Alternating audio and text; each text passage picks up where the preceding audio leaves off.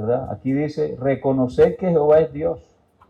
Él nos hizo y no nosotros a nosotros mismos. Y escuchábamos la alabanza que decía, él bien pudo hacer robots, ¿verdad? Automáticamente. Pero aquí Dios hizo un hombre con voluntad. Y ese hombre puede escoger y decidir si le sirve a Dios o no le sirve, ¿verdad? Pero aquí dice, servid a Jehová con alegría. Venid ante su presencia con regocijo. O sea que yo debo entrar por esa puerta con alegría. Con contentamiento, que es más que la alegría, porque la alegría es una emoción y se pasa. Pero el contentamiento es un principio. Amén. Y entonces, ese no se me pasa porque depende del reconocimiento que yo hago, que yo tengo. ¿Hacia quién? Hacia el que me hizo, hacia el que me creó. Porque Él nos formó y nos hizo, dice la Biblia. Y lo hizo para alabanza de su nombre. Amén. Entonces por eso dice que entremos por sus puertas con acción de gracias, como nos hizo, y no nos hicimos nosotros a nosotros mismos. Entonces cada vez que entramos con acción de gracias y trayendo algo. Porque los que hemos entendido y nos hemos convertido, no venimos aquí a buscar nada. Venimos a traer. ¿Verdad? Venimos a traer. ¿Y qué traemos? Aquí dice acción de gracias, alabanzas, bendecid su nombre, dice. ¿Y por qué razón? Dice, porque Jehová es bueno.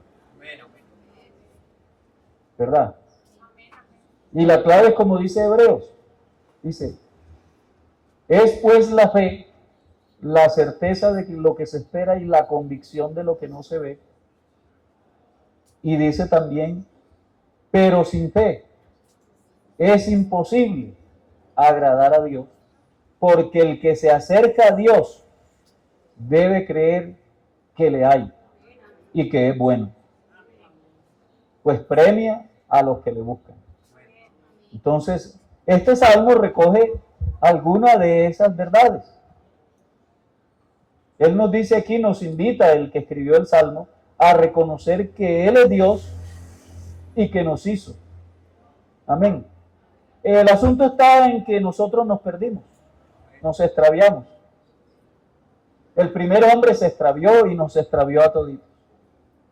Y solo porque no le creyó a Dios. ¿Verdad? Él no le creyó a Dios. Dios dijo el día, o sea, si uno comienza desde el versículo 1, dice que en el principio creó Dios los cielos y la tierra estaba desnuda y vacía, ¿verdad? Desnuda y vacía, o sea, no tenía nada. Porque esa es una versión de 1500 que dice desnuda y vacía. Hay otras que dicen que estaba desordenada, pero pues yo no entiendo por qué dice así. Porque lo vacío, ¿cómo está desordenado?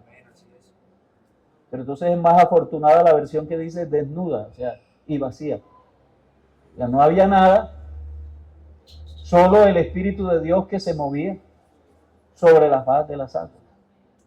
Y dijo Dios, y desde que Dios comenzó a decir, comenzó a crear.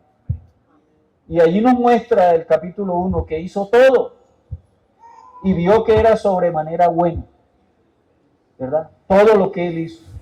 Y después que hizo todo, ya el penúltimo día, hizo al hombre. Dice, y creó Dios al hombre. Después que hizo todo, creó Dios al hombre. Y cuando lo creó, le hizo un lugar dentro de lo que había creado, que era un jardín, un huerto, o como lo llamamos ahora, un paraíso. Había de todo. Oro, plata, lo básico, agua. Porque sin agua no se puede.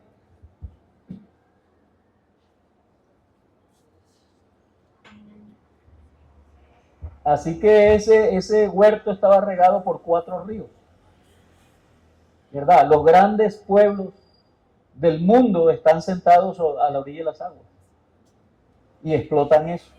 Y él le dio un lugar que tenía 4 ríos alrededor, pero tenía de todo. Y dice que en el centro del huerto había un árbol cuyo fruto es el árbol de la ciencia del bien y del mal. Y lo único que le dijo fue, de ese árbol, de ese fruto no comerás, porque el día que de él comas, te vas a morir. Bueno, no había acabado de hablar con el Señor cuando llegó el diablo y le dijo, eso no es verdad. Mentira, Dios no dice verdad. Come, que no te vas a morir. Entonces ahí hay 2 grandes principios. O tú le crees a Dios o le crees al diablo. ¿Verdad? Aquí te voy a hablar básicamente de Dios, porque el diablo, ¿para qué? El diablo no tiene nada aquí. Entonces, él dijo, es que Dios es egoísta. No quiere que tú seas semejante a él, pero si lo había hecho semejante a él. Es que tú no quieres que tú seas como Dios, porque él sabe que el día que tú comas de ese árbol, tú serás semejante a Dios. Fíjese, le está diciendo que no es verdad lo que Dios le dijo, que no se va a morir. Y le está diciendo que Dios es egoísta porque no quiere que sea como él. Dice, pero si tú comes, tú serás semejante a él. Pero no le dijo semejante a él todopoderoso, ni semejante a él sabiendo todas las cosas, ni semejante a él estando en todo lugar. No, ni siquiera le dijo eso. Le dijo en letra menuda, digo yo acá, como en la letra menuda que uno le ponen en el contrato, que uno no lee porque es demasiado chiquita la letra. Le dijo, serás como él sabiendo el bien y el mal. Y por tan poca cosa nos vendió. A toditos nos vendió. Por eso la Biblia dice, por la desobediencia de un hombre entró el pecado en el mundo, ¿verdad? Y por el pecado, la muerte. Y la muerte pasó a todos los hombres por cuanto todos pecaron. Y entonces dice más abajo, y por cuanto todos pecaron y están destituidos de la gloria de Dios. Entonces note usted todas las consecuencias de que un hombre no creyó a lo que Dios dijo. Como no creyó, desobedeció. Como desobedeció, se murió. Y todavía no estamos muriendo, porque ahora no es como antes, que los ancianos antes por los lugares campestres ponían el cajón así en el alar de la casa. Y se jactaban a veces porque lo prestaban. Dice, ya he enterrado como a 5, les he prestado el cajón. Y era como un, ¿verdad? Como un agüero para alejar la muerte, pero tarde o temprano él ocupaba su cajón. ¿Cierto? Ahora no es un cajón, ahora usted, ¿cuántos tienen programa exequial? ¿Mm? ¿Sí hay aquí alguno que tenga programa exequial? Ah, bueno, ¿eso por qué? Porque usted sabe que se va a morir, ¿verdad? Entonces, lo que da testimonio que un pueblo, una ciudad, un país es pecador, es el cementerio. El cementerio dice que los que habitan ahí son pecadores. Eso no es porque se emborrachen, no es porque tengan 3 mujeres, no. No es porque consuman drogas, no, esas son las consecuencias. Pero la raíz del pecado es la desobediencia. ¿A qué cosa? A lo que Dios dice. Así que la desobediencia es grave. Pero fíjense que una de las características de los hombres de estos últimos tiempos es desobedientes a los padres. Porque el que no obedece a Dios no obedece a nadie. Porque Dios es tan bueno. ¿Amén o no? Dios es bueno. Usted no ve que le hizo de todo para poder ponerlo a él. Hizo de todo, o sea, no le faltaba nada. Y ahorita lo cantamos, sí, ya tengo todo. Nada de ser. Tú eres mi tesoro. Eso sí era verdad lo que usted estaba cantando. O usted anda quejándose. Porque si lo tengo todo, si te tengo a ti, yo lo tengo todo. Eso será verdad. que yo considero en lo profundo de mi corazón que si lo tengo a Él, lo tengo todo. Porque no solo es cantarlo, como decía el pastor, es creerlo. Porque si yo lo creo, actuaré de acuerdo a lo que yo creo. De acuerdo a lo que yo creo, así pienso. De acuerdo a lo que yo pienso, así hago. Así hago. Entonces, fíjense que aquí dice que Él nos hizo a nosotros. Él nos hizo. Entonces, como Él nos hizo y nos extraviamos, nos perdimos, el versículo 10 que termina la idea de lo que yo enseñé esta mañana, dice, porque el Hijo del Hombre vino a buscar y a salvar lo que se había perdido. Uno de los grandes propósitos de Dios manifestarse en carne fue buscar lo que se había perdido. Y se había perdido el señorío del hombre, porque el hombre era el señor de este universo. Era el Señor. Porque cuando Dios hace al hombre, le dice, creced y multiplicaos, sojuzgad la tierra, ¿verdad? Sojuzgadla. Y aquí, ¿con quiénes habla? ¿Con cuántos habla? Con dos, ¿verdad? Con dos, porque es que Él hizo uno y lo vio solo, y entonces dijo, no es bueno que esté solo, le haré una ayuda idónea. Y le hizo una mujer. O sea, al hombre y a la mujer los hizo Dios. Y por eso dice en Mateo 19, al principio varón y hembra los hizo. No hizo un tercer sexo, ni un cuarto, ni un quinto. Varón y hembra los hizo. No hay más. Y los hombres que quieren hacer otra cosa, no se pueden cambiar todo el cuerpo. Si se lo come un tiburón y hace su deposición el tiburón, y miran la deposición del tiburón, ¿sabe a quién se comió? Se comió un hombre. ¿Saben? Si se comió un hombre o una mujer. Porque los huesos míos dicen que yo soy un hombre y el cabello mío dicen que yo soy un hombre. Eso no se confunde nunca. Así yo diga que no soy un hombre. Por eso no dejo de ser lo que soy. Porque Dios hizo las cosas y Dios están sobremanera bien hechas. Pero nos descarriamos como ovejas. Nos apartamos por nuestros propios deseos. Nos fuimos atrás de nuestros pensamientos. Y la Biblia dice, éramos por naturaleza hijos de ira.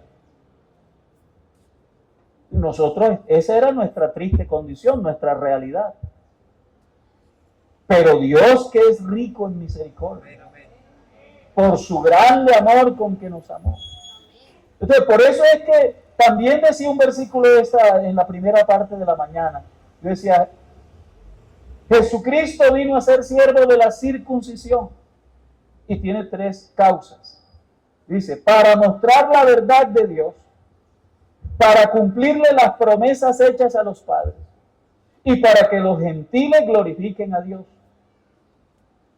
Entonces, por eso leí el pasaje de 1 Corintios, que dice aquí, lo vil del mundo y lo menospreciado escogió Dios y lo que no es para deshacer lo que es, a fin de que nadie se jacte en su presencia. Dice, mas por él estáis vosotros en Cristo Jesús, el cual nos ha sido hecho por Dios sabiduría, justificación, santificación y redención. Mi tema principal es la redención.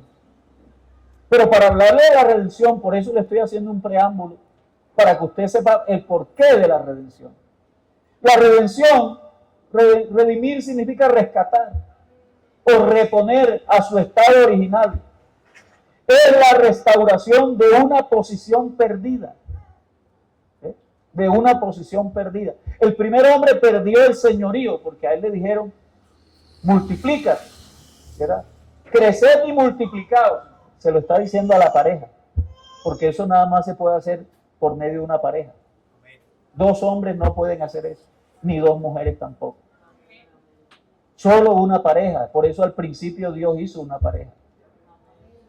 Y entonces les dice, creced a ambos, creced y multiplicaos. Eso no se puede hacer solo, porque yo creo que Dios sabía lo que iba a pasar, porque ahora uno por ley se puede casar con uno mismo. ¿Sí sabe eso? Hay 25 formas de matrimonio actualmente, y una de ellas es casarse con uno mismo. Así tan descarriado anda el hombre. Pues, lo más novedoso era casarte con tu mascota. Pero ahora me puedo casar conmigo mismo. Y siguen inventando cosas, ¿verdad? Queriendo meter a los animalitos en la familia. En eso están gastándose los impuestos nuestros. ¿Sí? Discutiendo que si meten al perrito como familia. Porque como no quieren a Dios en la casa, entonces tienen que buscarle un reemplazo a Dios. Porque hay un vacío. Y entonces por eso necesito un compañero emocional que me acompañe hasta en el avión. Ya se han aguantado un poquito porque la gente protestó. En un vuelo que yo iban 25 perros. Claro, y al lado mío iba un perro inmenso y yo tenía que tragarme todo el aliento del perro porque él tiene el derecho de que el perro es como una persona. Pues los perros no son personas, son animales. Que Dios nos mandó a que cuidáramos esos seres. Porque Dios tiene cuidado de los animales. Pero se había perdido, era el señorío del hombre. Porque el hombre era el Señor que Dios puso ahí a administrar la tierra, a administrar la creación. Y por eso el Señor dice, el Hijo del Hombre vino a buscar y a salvar lo que se había perdido. Como se había perdido, si a mí se me pierde algo, claro que lo busco, sobre todo dependiendo del valor que yo le dé. Y entonces dice, ¿de qué le aprovechará al hombre si granjea todas las riquezas de este mundo y pierde su alma? O sea que el alma de un ser humano, ¿cuánto vale entonces? Si yo me gano todas las riquezas del mundo y pierdo mi alma y no es buen negocio, ¿cuánto vale mi alma? Más que un mundo. ¿Sabes ya cuánto vale tu alma? Vale más que un mundo. Por eso es que hay tanta pelea por las almas. ¿Cierto? Y una de las causas por las cuales Dios va a condenar a la gran Babilonia es porque comerció con las almas de los hombres. Y eso es un tipo de un sistema religioso, pero falso. Porque las almas no son para hacer mercadería. Las almas son de Dios. El alma tuya tiene un dueño. Ahí dice que hubo alguien que la hizo. Y por eso el Señor dice, todas las almas son mías. El alma que pecare, esa morirá. Pero vivo yo, dice Jehová, que no quiero la muerte del pecador, sino que el pecador se arrepienta. O sea, se vuelva a mí, me dé el frente, compruebe que yo sí digo verdad. Por eso Jesucristo vino a mostrar la verdad de Dios. ¿Y cuál es la verdad de Dios? Dice, porque de tal manera amó Dios al mundo, que ha dado a su Hijo unigénito, para que todo aquel que en Él cree no se pierda, mas tenga vida eterna. O sea que el diablo es el que dice mentiras. Dios sí quiere que vivamos eternamente, pero la Biblia dice que esa vida está en Jesús. Así que si tú quieres tener vida eterna, necesitas recibir a Jesús en tu vida, en tu corazón. Para eso Jesús tuvo que pagar un precio, fíjate. Somos de Él porque Él nos hizo. Pero dice aquí que Dios hizo a Jesús redención.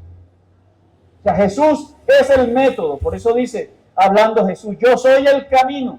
En filosofía, camino es método. Yo soy el método. ¿Cuál de los métodos? El real, el verdadero. Por eso dice, yo soy el camino y la verdad. Yo soy el método verdadero que sirve para solucionar el problema del pecado. O sea, que yo soy el que da vida. El método que da vida es Jesucristo. Por eso dice, el que rehúsa creer en el Hijo de Dios, ¿qué pasa? Está condenado.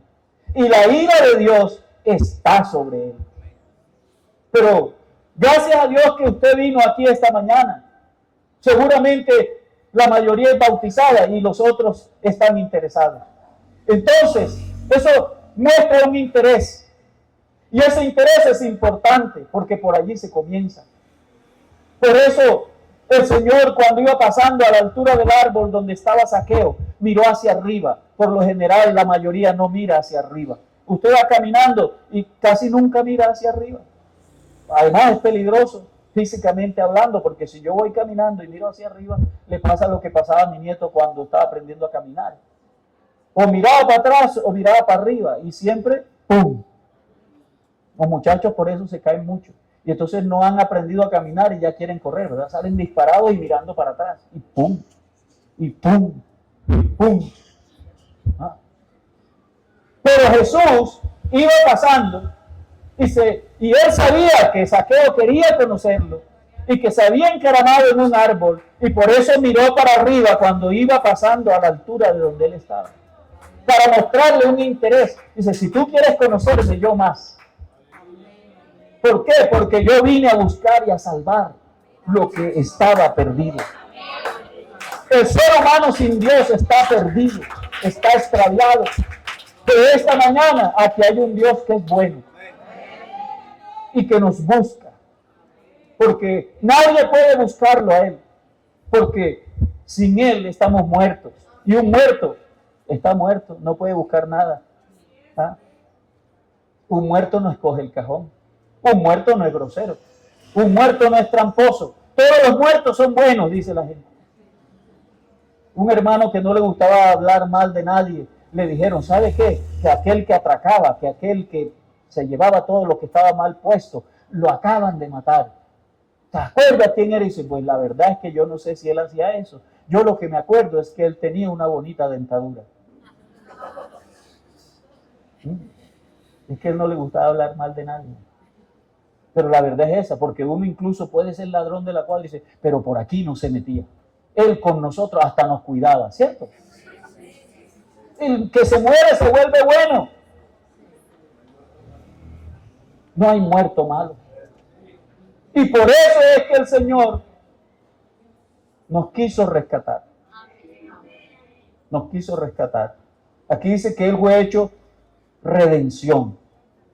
Entonces, ¿el porqué de la redención? Porque el hombre pecó contra Dios. Es por eso. El porqué de la redención es el hombre pecó contra Dios. No hay justo ni aun uno. No hay quien entienda. No hay quien busque a Dios.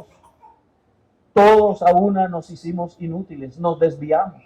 Veneno de áspid hay debajo de nuestra lengua. Esa es la realidad del ser humano sin Dios. Pero por eso Dios vino a buscar y a salvar lo que se había perdido. Hay que entender quién es Dios y cómo se relaciona con el hombre. Hay que entenderlo. ¿Quién es Dios?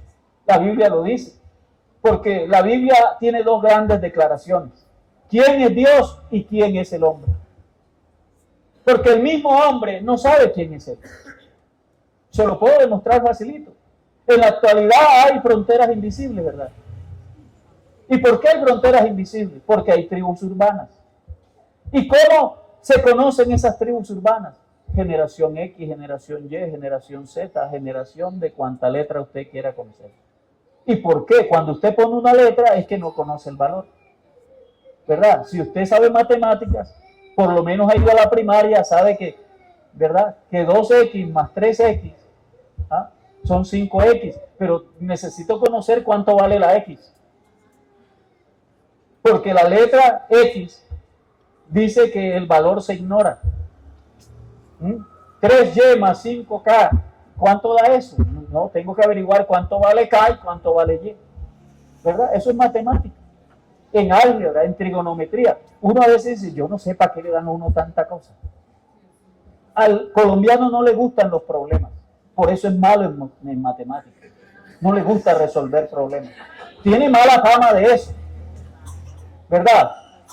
Pero es que el ser humano en general, ¿verdad? Generación X, desconoce su identidad. Pero sabe que lo primero que dice la palabra de Dios es: vosotros sois la sal de la tierra. Allí ya me dio una identidad. Vosotros sois la luz del mundo. Ya tienes identidad.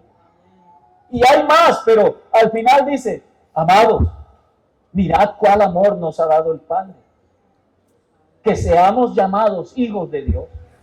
Por esto el mundo no nos conoce, porque a Él tampoco le conoció. Amados, ahora somos hijos de Dios y ya te dio una identidad. Ahora somos hijos de Dios. ¿Quiénes? Los que hemos reconocido que Él es Dios. ¿Verdad? Se lo puedo decir en Juan 1. En el principio era el verbo. ¿Verdad? ¿Y qué es verbo? Pero ¿cuál palabra? Porque algunas versiones dicen el principio era la palabra, pero eso a mí no me gusta. Yo no sé si a usted, pero a mí no. Me gusta más cuando dicen el principio era el verbo. ¿Y por qué? Porque el verbo es una palabra. Pero ¿cuál palabra en la oración? ¿Cuál palabra? Vamos a hacerle un examen de español, de gramática. El verbo es la principal palabra. Es la palabra principal de cualquier idioma o dialecto. ¿Verdad? Porque cuando estás en infinitivo es una orden, pero cuando te pone el infinitivo te da una acción. ¿Verdad? Sí, Señor.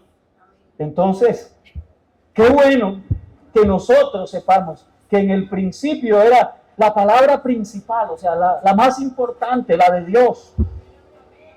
Tú no puedes separar mi palabra de mí. No la puedes cortar con un cuchillo. Mi palabra hace parte de mí. ¿Verdad? Es parte de mi esencia. Entonces por eso a mí me gusta esa versión que dice: en el principio era el verbo era con Dios, el verbo era Dios. Este era en el principio con Dios. Todo lo que has sido hecho, por Él fue hecho, y nada de lo que ha sido hecho sin Él fue hecho. ¿Y qué más dice? Vuélvese 3 versículos y dice: en el mundo estaba, y el mundo, o sea que el mundo es de Él. Por eso el versículo que sigue dice: a lo suyo. O sea, al mundo que hizo, a lo suyo sin ese, a lo suyo vino. Al mundo que Él hizo. Los suyos, con ese, su pueblo, Israel, no le recibieron. Pero entonces dice: más a todos los que le recibieron. Ahí me meto yo. No sé si usted, pero yo me meto. Y a todos los que le recibieron. ¿Y quiénes son los que le recibieron? Los que creen en su nombre. Les da la autoridad, la potestad de ser hechos o llamados hijos de Dios. Estos no son engendrados de carne ni de sangre ni por voluntad de varón, sino por voluntad de Dios. Y aquel verbo fue hecho carne y vimos su gloria. Gloria como la del unigénito Hijo del Padre, lleno de gracia y de verdad. Entonces note usted que eso no está escrito ahí porque sí. Ahí me está diciendo quién soy yo cuando recibo al Señor y cuando creo en su nombre. ¿Y por qué razón? Porque la razón de que Dios se hiciera carne, porque Dios no es carne, Dios no es hombre para que mienta, ni hijo de hombre para que se arrepienta, ¿verdad? Dios no miente, ni cambia, Dios es inmutable. Él conoce todas las cosas. Por eso yo dije que el primer hombre nos vendió por nada. Por eso en esta mañana usted tiene que pensar que para conocer el porqué de la redención tiene que entender quién es Dios. Dios es espíritu, dice la Biblia. Juan 4:24. ¿Y por qué? Dice: porque Dios busca adoradores que le adoren en espíritu y en verdad. Porque los que adoran al Padre es necesario que adoren en espíritu. ¿Por qué? Porque Dios es espíritu. Pero nosotros somos carne y hueso. Y nuestra vida espiritual se había perdido allá en el Edén. Estábamos destituidos. Nos habían expulsado de la presencia de Dios. Y por eso Dios ahora viene a buscarnos. Entonces dice, fui hallado por los que no me buscaban.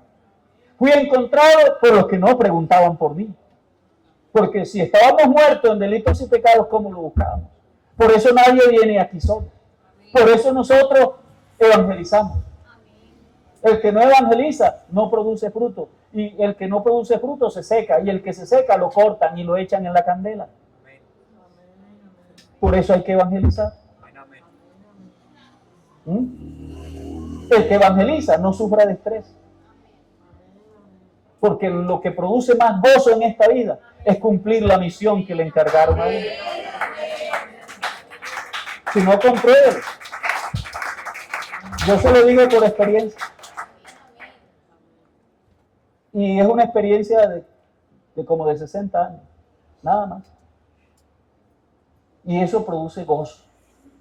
Evangelizar produce gozo, que es fruto del Espíritu Santo. Es más que la alegría.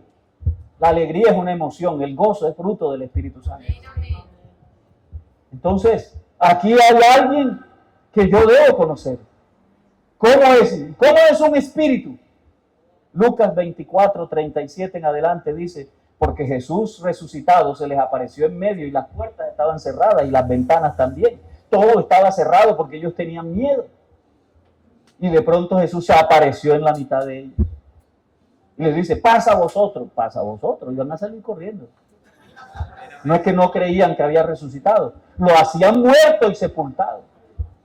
Y se les aparece en la mitad y uy, un fantasma. Eso era lo primero que pensaban. Un fantasma, un aparecido. Y entonces él les dijo, venga, miren, yo soy un fantasma o un espíritu. No tiene carne ni tiene huesos. Así que si de su nevera a medianoche se le desaparecen las cosas, es que algún vivo se levanta a comérselas. Porque los muertos no salen. Ni existen los espantos. Sí, Señor. Así que Jesús lo dijo y aclaró de una vez el misterio.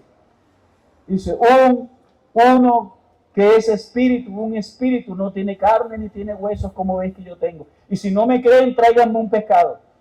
Y le trajeron un pescado y se lo comió o no se lo comió. Si no, le da la Biblia en Lucas 24 para que vea que se lo comió. Y los muertos no comen ni los espíritus tampoco. Para eso se necesita boca y los espíritus no tienen boca. ¿Cierto?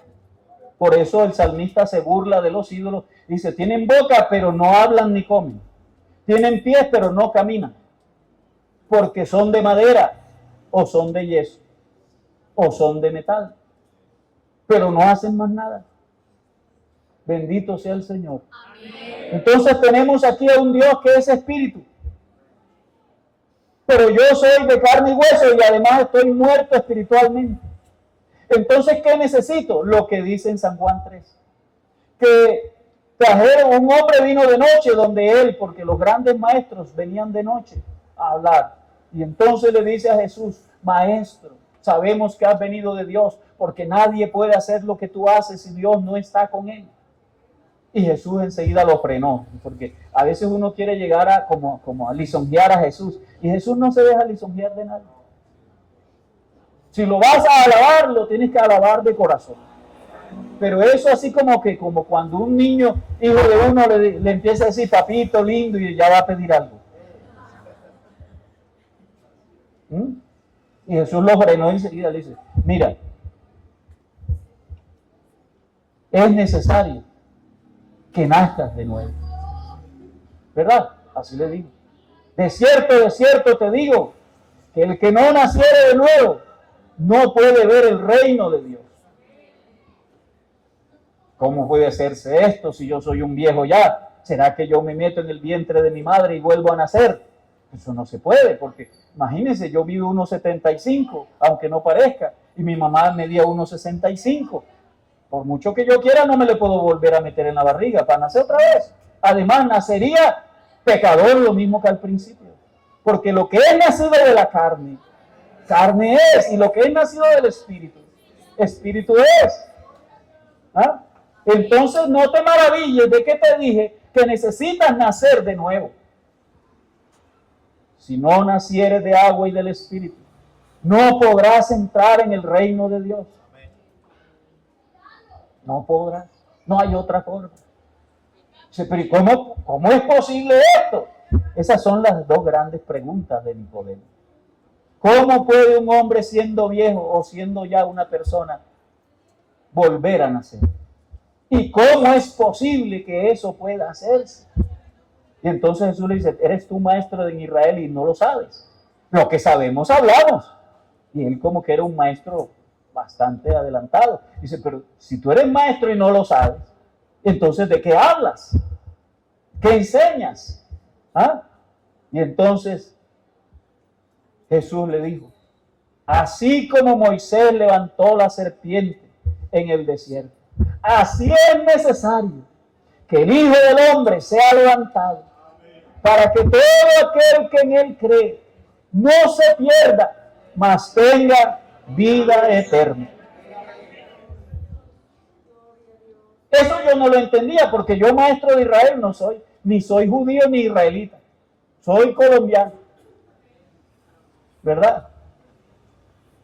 No sabía nada de Dios cuando era inconverso, así que yo eso no lo entendía. Pero un día leyendo 1 de Pedro 1:3, dice, bendito el Dios y Padre de nuestro Señor Jesucristo, quien nos hizo nacer de nuevo. Ahí dice literalmente renacer. Renacer es nacer de nuevo. Quien nos hizo renacer para una esperanza viva. ¿Y cómo? Dice, por la resurrección de Jesucristo. O sea que la resurrección de Jesucristo es fundamental. Por eso la Biblia dice, si Jesucristo no hubiera resucitado, fuéramos dignos de lástima.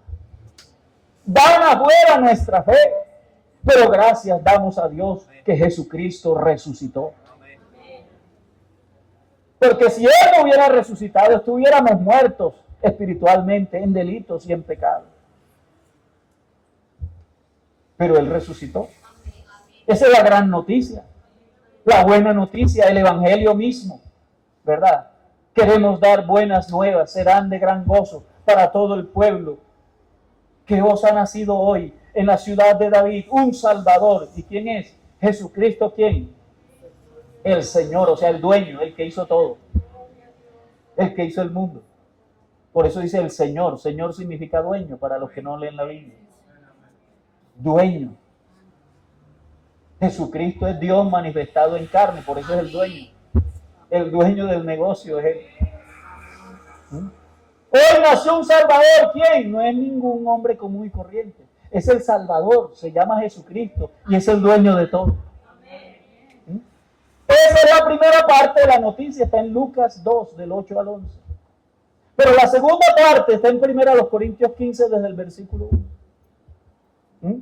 Y se lo puedo leer aquí, yo me lo sé de memoria, pero se lo voy a leer. Vean. Además os declaro, hermanos, el evangelio que os he predicado, en el cual también recibisteis, en el cual habéis creído y también perseveráis, por el cual asimismo si retenéis la palabra, sois salvos, si no creísteis en vano. Porque primeramente os he enseñado que Cristo murió por nuestros pecados. Cristo no murió por la verdad, como dicen algunos inconversos, porque la verdad es el mismo y Él no necesitaba morir por Él mismo. Él no tiene pecado. Él no dice engaños. Él no tiene manchas. Él es justo. El soldado romano, cuando lo vio que expiró y dijo consumado es, y se tembló la tierra y se rasgó el velo del templo y se abrieron los sepulcros. El soldado romano, para convencerse, le hundió la lanza en el costado. Dice que salió sangre y por último agua. O sea, había botado toda la sangre. Y en la sangre está la vida, dice la Biblia. Así que toda su vida la había entregado. Toda su sangre la había derramado. O sea que sí murió. Y aquí dice que Él murió por nuestros pecados. ¿Por qué? Porque así está escrito. Él murió por nuestros pecados. Y como murió, fue sepultado. Dice, pero al tercer día resucitó entre los muertos, porque así estaba escrito. Porque él a la muerte, en uno de los profetas menores ya le había dicho, muerte, yo seré tu muerte, oíste. El día que nos encontremos, no habrá compasión, muerte. Yo seré tu muerte. Es que la muerte empezó a correr. La muerte no es un espíritu ni es una persona, sino que la Biblia personifica algunas cosas, incluso a Dios. Y le pone brazos a los que no lo tienen y le pone pies a los que... Dios no tiene brazos ni piernas, Dios es espíritu. Pero eso tiene un nombre, una figura gramatical. ¿Sí? Y entonces, por eso se le pueden atribuir formas humanas a lo que no es humano. Entonces, por eso a la muerte ahí le dice, muerte, yo seré tu muerte. Y la muerte empezó a huir. ¿Sabe dónde aparece? Para no alargarle la historia sobre la muerte. Aparece allá delante del trono blanco. ¿Y qué está haciendo la muerte ese día? ¿Quién sabe? Lean la Biblia. Aparece entregando a los muertos. ¿Verdad? No quiere saber nada de muertos. ¿Por qué? Porque le queda poquito tiempo.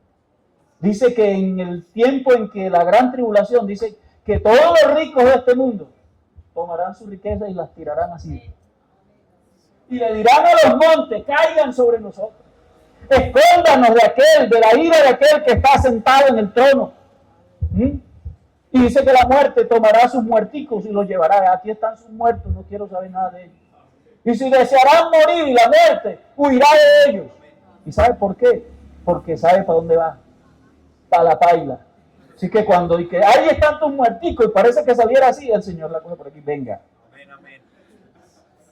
Y la echa en el lago de fuego. Porque al final del tiempo no habrá lágrimas. Porque hay uno que enjugará tus lágrimas. Pero ¿sabes por qué es posible eso? Eso es posible si tú naces de nuevo. Y tú naces de nuevo, si crees en el Evangelio. Y ya te dije lo que es el Evangelio, que hay un Salvador que murió por tus pecados. Que murió por tus pecados. Que fue sepultado, pero resucitó. Y aquí dice que se le apareció a 2 mujeres. Y después a Cefas y a los 12. Y a más de 500 hermanos a la vez. O sea que hay más de 500 testigos de que sí resucitó. Es una prueba legal e histórica. Para que usted sepa. Así que no hay duda. Y si tiene alguna duda, mire el almanaque. Dice 2023 después de Cristo. Y Jesucristo dividió la historia en 2. Antes y después de Cristo. ¿Y por qué? Porque es el único hombre que murió y resucitó. Si usted quiere, vaya a buscar a Lenin allá en la tumba donde está. Lo tienen embalsamado por allá. Usted puede buscar cualquier ser humano famoso y lo encuentra. Si lo encuentra momificado. Si no lo encuentra, es que se hizo polvo. Pero la tumba de Jesucristo está vacía.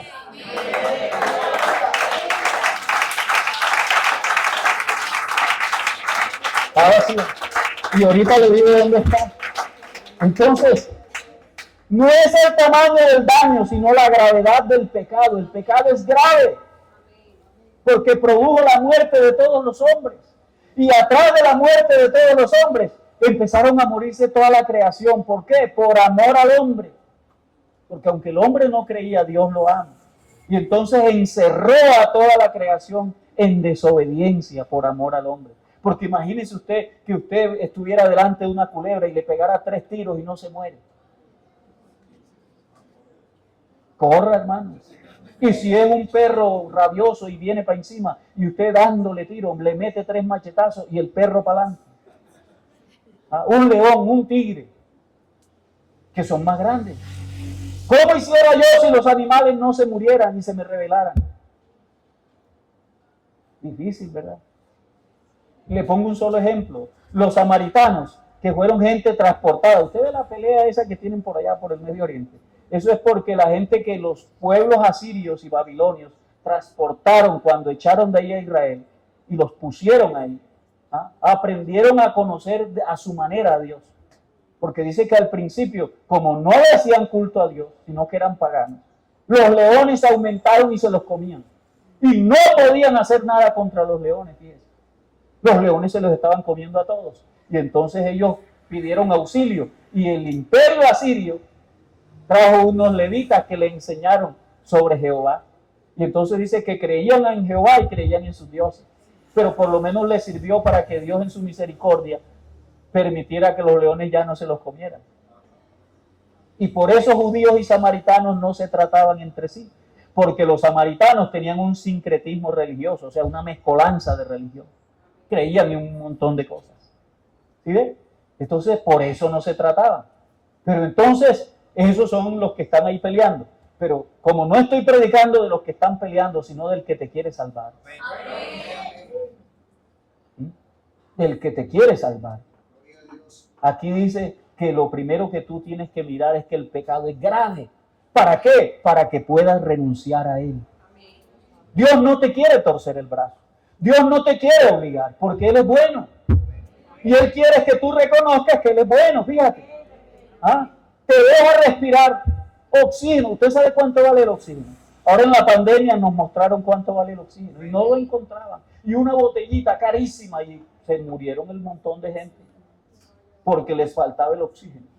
¿Ah? Y las botellas no alcanzaban. Y el precio a veces era tan alto que aunque la botella estuviera ahí, no te la daban, te metían en el cuarto del olvido y ahí te morías. Sí, señor, así era, porque yo tengo testimonio de hermanos que les pasó eso. Y Dios los sacó del cuarto del olvido. Porque Dios puede hacer eso. ¿Y sabes por qué? Porque Dios da el oxígeno y no te pasa el recibo. ¿Qué tal que te cobrara Dios el oxígeno? El agua, el PM no te cobra por el agua, te cobra por las tuberías que ellos pusieron. Pero el agua no tiene precio. La energía, te cobran los cables y el poste, pero la energía no te la pueden cobrar. Eso es un bien común, un derecho del ser humano. Por eso hasta hay una ley nueva por ahí que aunque debas un mes no te pueden cortar la luz, porque la necesitas. El agua también. Entonces las empresas te cobran son los materiales, pero el agua no. Y a veces tú te niegas a ofrendar. Cuando uno ofrenda, lo que está reconociendo es que del Señor es la tierra y su plenitud. El mundo y los que en él habitan. Porque en este mundo ni tu casa es tuya. O si es tuya. No es tuya ni es mía. ¿Por qué pagas impuestos? Si fuera tuya no pagarás impuestos. Si te encuentras una mina de oro bajo el patio de tu casa, te la quitan de una vez. ¿O no? Eso quiere decir que el lote donde vives no es tuyo.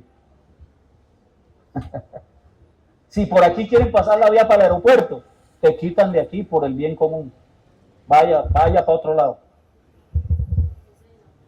Entonces, porque hay un dueño y los que cobran los impuestos lo hacen en nombre del dueño, porque no hay autoridad sino las que puso Dios.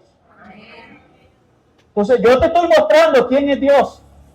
Es el dueño de todo, el dueño tuyo, el que te hizo. Pero como tú te perdiste, Dios quiso redimirte, Dios quiso comprarte. Yo te pongo una anécdota, yo casi no pongo anécdotas, pero sabes que un hombre